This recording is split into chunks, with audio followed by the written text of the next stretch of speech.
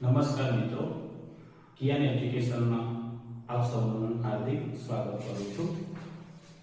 પ્રકૃતિ તરફ પાછા વળો નું જે સૂત્ર છે કોણે આપ્યું છે? તો રૂસોએ આપેલું છે. પ્રકૃતિને અનુસરવાનું જે સૂત્ર છે કોણે આપ્યું છે?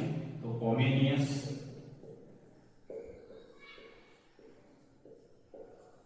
ત્યાર પછી આદર્શવાદના પિતા કોણ છે? પ્લેટો. અસ્તિત્વવાદની રચના કોણે કરેલી છે? તો સોરેન કીરકેગાર્ડ.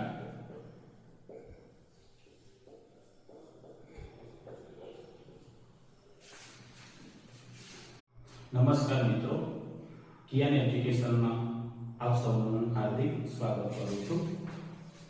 પ્રકૃતિ તરફ પાછા વળો નું જે સૂત્ર છે કોણે આપ્યું છે? તો રૂસોએ આપેલું છે.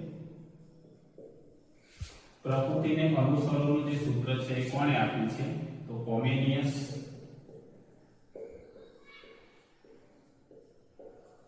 ત્યાર પછી આદર્શવાદના પિતા કોણ છે?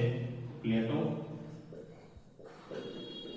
અસ્તિત્વવાદની રચના કોણે કરેલી છે? તો સોરેન કીરકેગાર્ડ.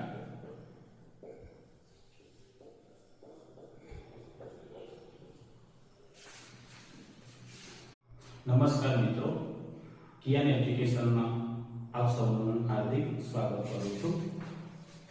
પ્રકૃતિ તરફ પાછા વળો નું જે સૂત્ર છે કોણે આપ્યું છે? તો રૂસોએ આપેલું છે.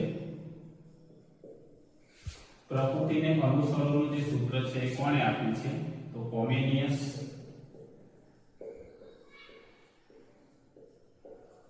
ત્યાર પછી આદર્શવાદના પિતા કોણ છે? પ્લેટો.